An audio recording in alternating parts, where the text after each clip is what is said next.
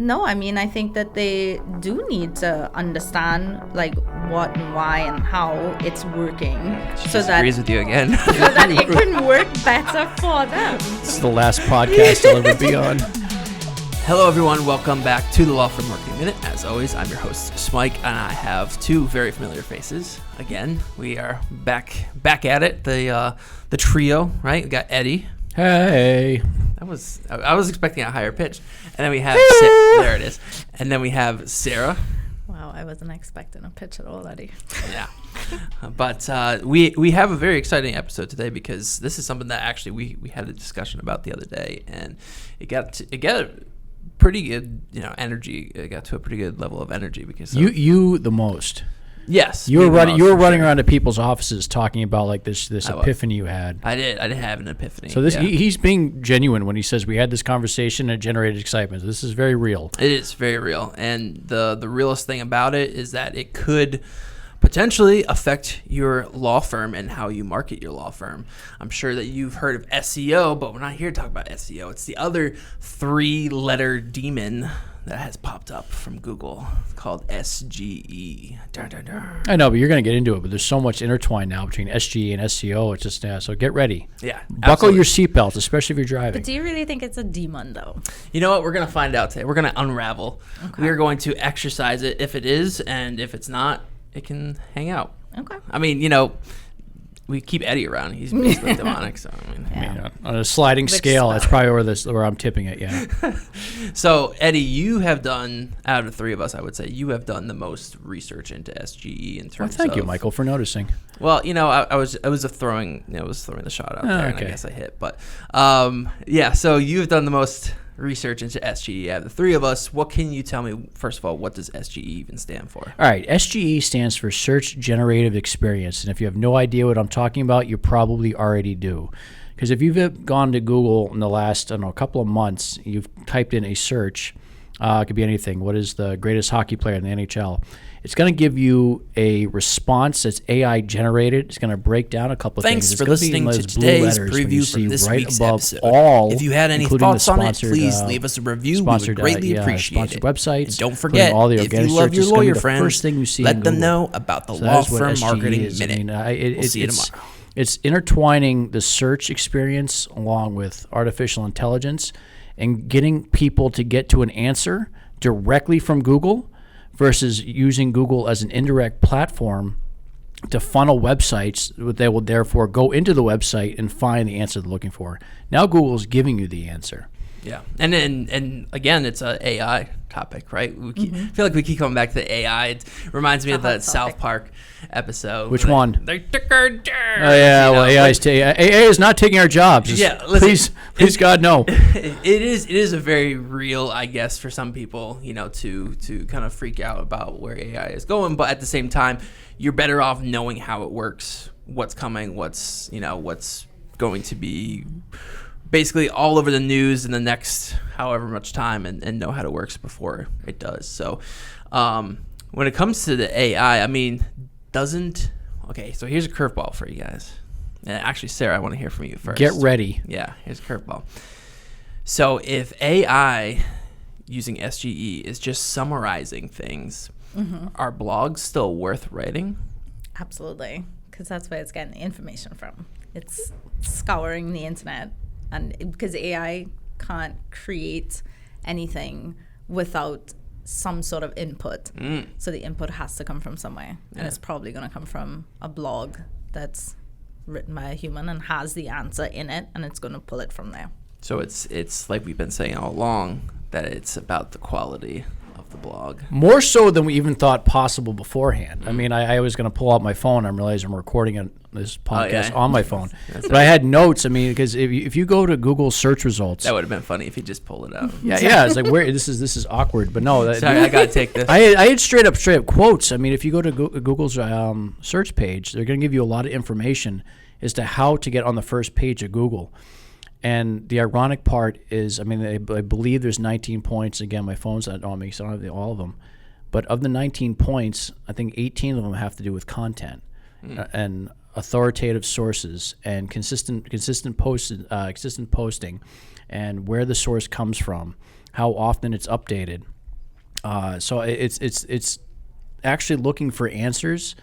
And I'm sure we're going to get into this, but the thing with SEO is everyone thinks there's some sort of gimmick or trick that they can trick Google into getting their website in the first page. But the strange irony here is it's no longer keywords, it's content, and that's what's driving these responses. So would you say, though, that because it's Google's AI that's creating these summaries of answers, basically, what if it gets it wrong? What if it pulls from a blog? It's a really high-quality blog. Yeah. But it's just the wrong answer, and it shares that, right? So it's like, if it's, I wonder what, maybe you know the answer to this. I wonder what the back end kind of technical aspects are to kind of fact check itself, because it's like, if it's pulling from all these blogs that are supposedly giving all the right answers, what if they're not? You know what I mean? So it's like, where is this curveball number 2, or is this might be curveball number right. 2, depending on if you can answer it or not. Well, remember, we just had a physician's assistant come in, and she gave us a speech, or gave us a class on healthcare and how to take the keys to longevity. And then one of the funny things was she pulled up the AI response from SGE, and it was dead wrong. And she showed it right to us. So yes, just because it's pulling up there on AI does not mean it's right, but it is taking people's attention. And then I think that's what we're really focused on. But yeah. And I think we say that, every time with AI, that it is not 100% correct. You should always fact check it, especially if it comes to law, if it comes to something that is, sensitive in nature, that you need to have an exact right answer. I would fact check it for sure. It's not like, what's the best dog to have? Well, that's subjective, and AI, it's not subjective. The what's the best? Boxers. Golden retrievers are pretty great. Sorry, I cut you off. But yeah, so, I would definitely fact check anything anyway. Yeah. I mean, okay, so that's extra work though, right? Well, it gives you, so within when it gives you that answer, when the AI spits out that answer, it links where they got the source from. Oh, look at that. You can go on to the throwing blog. out the technical aspects of it and how it works. That's important, though. I mean, it is, because you can then go on and see, who said this, where did they say it, when did they say it, because what if it's old? So what if it's not wrong, it's just 2 years old or something? Yeah. I made a LinkedIn post the other day. I was griping about how there's blogs out there that they don't put their published date. They don't display their published date, and that infuriates me. And the reason why, I get it. Again, this is entirely accurate. He came to my office ranting about this 2 days ago. This is real. And you can check my LinkedIn. I put up a post about it. But because I know how to check for it. I know how you can inspect the page and find it, this and that. But it infuriates me because it's like I went to actually go read a blog about SGE, and it was like, oh, the new thing, whatever. And I was like, okay, well, when was this posted? Because I want to know how new it was to the date of and there was no date, and it infuriated me. I found it, and it was like the blog was from this past February. Not cool. Year. Yeah. But it just even not even less because cool. I wanted something a little bit closer to But anyways, that's my gripe. Where were you on? Where were we before you went on your rant again? Well, we were talking about how you could click on the links and go to the pages, but those links are important because that's where people's attention is going right now. And if we're talking about SEO, the SEO game, what people think to be SEO, is that they're trying to game the Google algorithm, which they've never made public. Some of it is leaked, but it changes. They make major changes probably 5 or 6 times a year. They make minor changes that don't affect keyword search, maybe 500 to 600 times a year, and that's straight from Google admitting this. So they think they can kind of game the Google algorithm so they show up on the first page, and that's where the targeted people are going to go to. With SGE now, even if they're going to read that and say, okay, Michael Pelletier is not the greatest NHL player, and that's what SGE pumped out. I'm going to click the link that they. Go Google for that one. I've never seen you skate, but you don't wanna. Yeah. And I'm picturing you skating it. That's bad. Yeah, get that out of your mind. No, but but now people are going to click the links that Google provided them. So it's like I've done so many searches on Google where I've never touched the web pages on the first page. I mean, 60% of the traffic goes to the first 3 organic searches before SGE. So even if you're on the first page, I think you're less than, if you're on the last result on the first page, it was less than about, maybe it was in the neighborhood of 2.7%. People actually click on the last website. The majority of traffic was going to those first 3 organic, not the paid, the organic results. Now the traffic is going to one of those links that SGE is providing.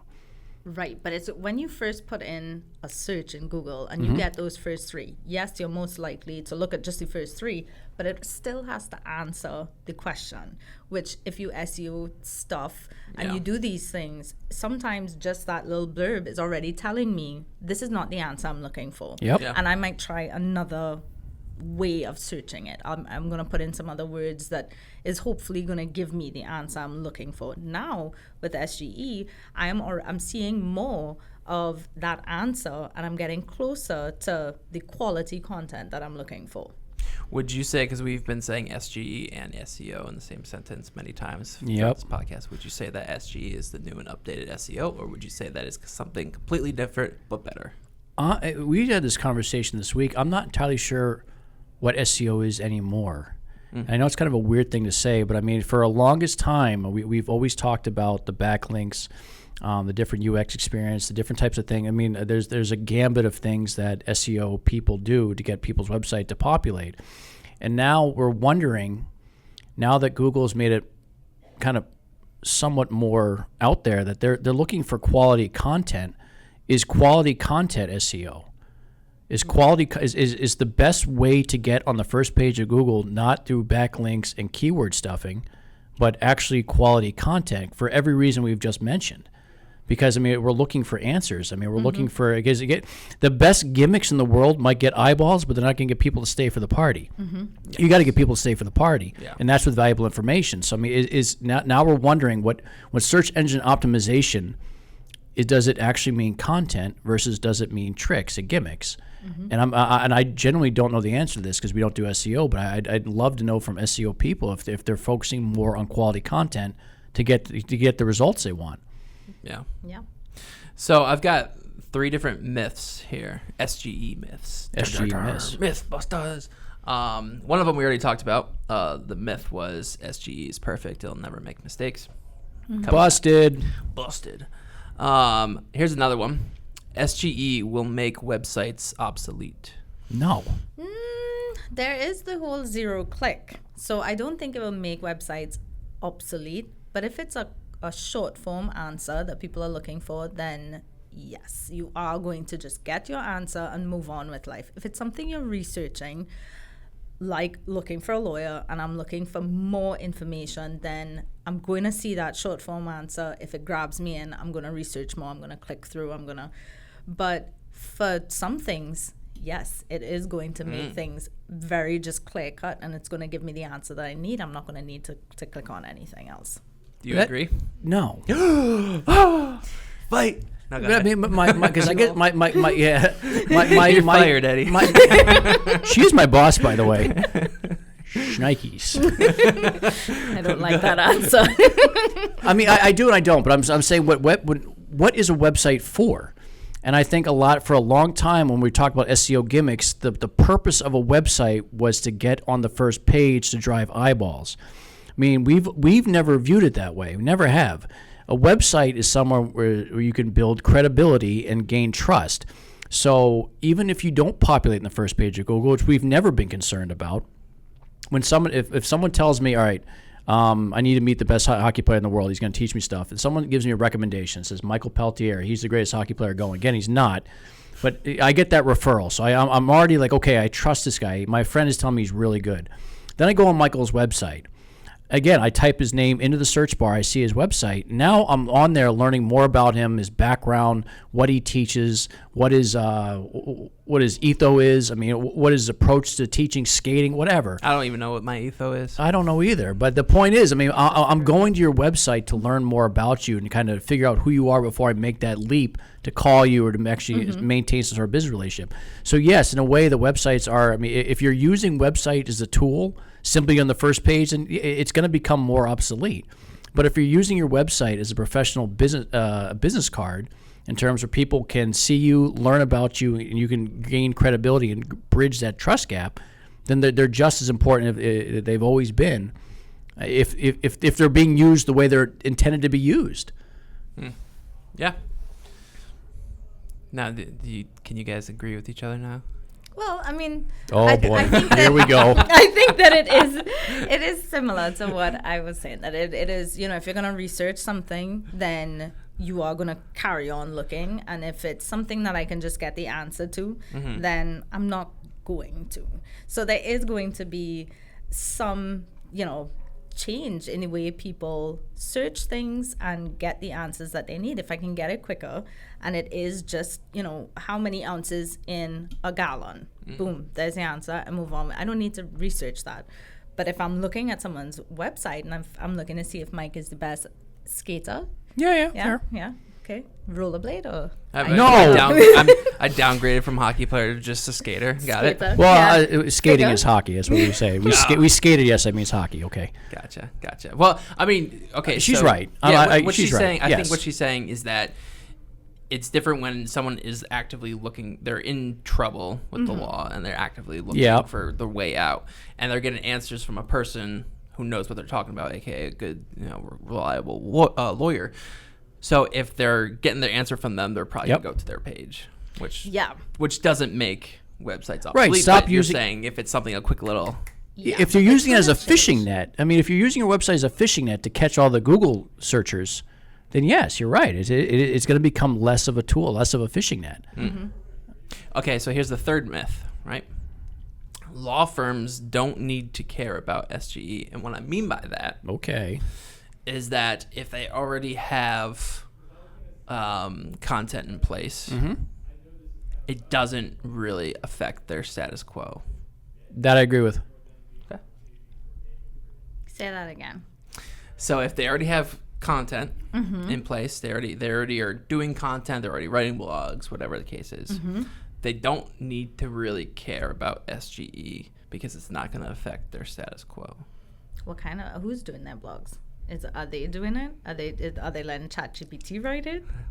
Do they have somebody? Are they taking the time to write it? Is it good quality content? I think that's where the premise. I think the premise is if it's they're doing good already content. Let's say for the sake of this question, then we can actually dig a little bit deeper into that. Let's say for the sake of this question, it's very surface level.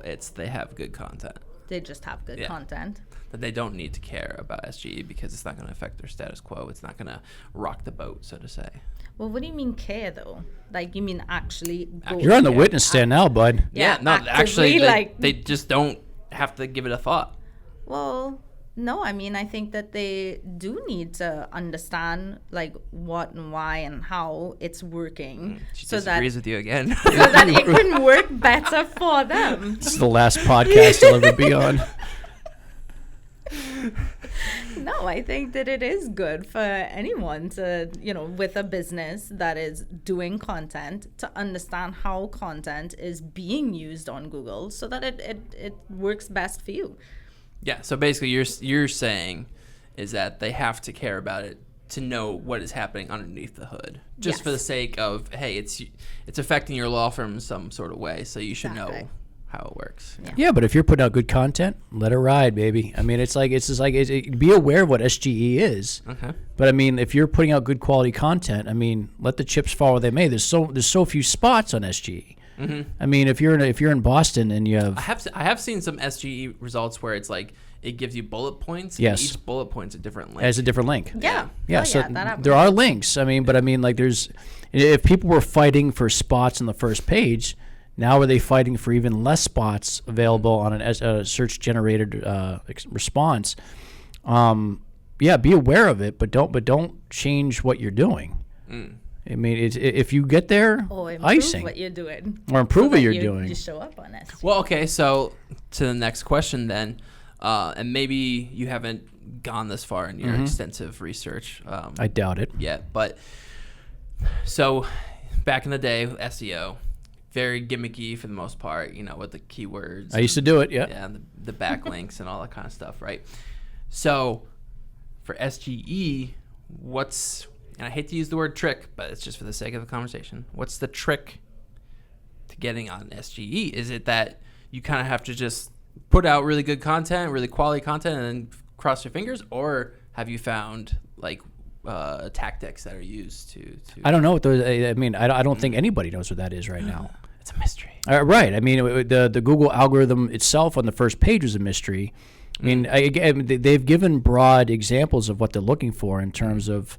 I think people are going to figure it out at some point. Oh yeah, Probably I mean, some point right soon. I would Yeah. imagine. Oh yeah. If not, I mean, someone right now is doing it and just trying to figure out how to get on the first. You try to show up there too. I mean, that's the game. But yeah, I don't think it's out there as to what the trick or gimmick is to appear there. It's more in a way of thinking about your consumer, your client, the person that you are targeting, and the questions that they have, your frequently asked questions, and what is it that you can answer for them, and what good quality content can you answer for them? Yeah. Then that would probably, it's not a trick, it's not a gimmick. That's what you should be doing. But that's what you should be doing, and that's probably the best way to even have a good chance of showing up there, is understanding your consumer, your client, and providing the answers. In worst case scenario, you don't show up there and you have an absolute amazing website with informative information, so when someone does get referred to you, they're landing on a place where they can actually pull from and learn from. So it's like that Mitch Hedberg thing. I love escalators because the worst thing that's going to happen is they're going to break and become stairs. Right? Nice. But it's like I love the content, because worst thing that's going to happen is I still have amazing content on my website. Like there is no failing there. I mean, if you get on SGE and with a certain search, yeah, it's icing on the cake. Yippee-ki-yay. Not a Christmas movie, but don't open that can of worms. Okay, but I mean, yeah, you still have a great website. I mean, conversely, if you were to keyword stuff and you don't land on the first page of Google, what are you left with? A bunch of gibberish. So like that's a double fail. So like with content, I mean, the worst case scenario is you don't land where you want to land. You're still okay. Yeah. I mean, okay. So here's another kind of critical thinking question for both y'all, since you guys are obviously on the same page with every single all one day, I ask. baby. So, and this is completely hypothetical. This is something that you know what you don't have to agree with, and it's okay. Watch us agree on this one though. If SGE made a critical error that impacted a law firm's reputation, let's say that, so they're summarizing, right? What if they summarize it wrong? They get the wrong kind of angle, the wrong kind of message from it, right? And they still put it out there. They post it and they say, "Here you go. Here's your answer to whoever's searching." Yeah, which is happening right now. Who's accountable? Is it Google, or is it the law firm for not creating the content the right way? Okay, so I'm a law firm. I put out content. Google takes it. I put out correct content. I put out correct information. Correct. Google has taken it and skewed it somehow. Put it in a wrong answer or something. Lawyer's fault. Lawyer's fault? No, not even close. I was just going to go the opposite of what she was saying, but no, it can't be the lawyer's fault. No, the lawyer has put out the correct information. And if AI has skewed it somehow, then, I mean, it is on AI, but you can't really say that Google has accountability, because AI is just pulling information, and it's artificial intelligence. It can't be held accountable for anything. So is that something to worry about then? Absolutely. Not worry, but definitely be aware of. Okay. Yeah. Because like, think about it this way, right? Say somebody searches, right, and they get the answer, but it's skewed. Google AI doesn't do a good enough job summarizing it. It's skewed, gets the message wrong, gets the answer wrong, and then that person ends up hiring that lawyer with whatever they think is right in their mind. I don't know if I have a straight example of what that could be and how it could affect the law firm, but let's just say they think something that's very different from reality because of the skew. Like, now, could you trace it even back to SGE, or like, because they could just say that, oh, I read it on your blog. I mean, that's happening regardless. Is it? I mean, people have contacted us thinking we're family law attorneys. I mean, I get emails like at least once a week. Yeah, I saying mean, about our we law should firm. just start doing it, right? yeah, I mean, well, it can't be that hard. I mean, no, but I mean, like, Janet. No offense. Business development. Yeah, no, No, not that even was- close. that Hey, was- I've yeah. been through a divorce. I know how miserable it is.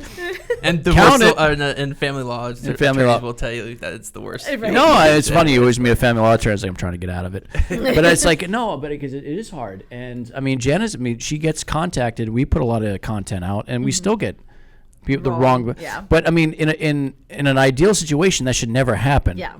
Because even if you click on the link, there's supposed to be a nurturing situation there. The videos, the blogs, the FAQs, everything on there. So it goes deeper. Is to get you on the same page as the attorney.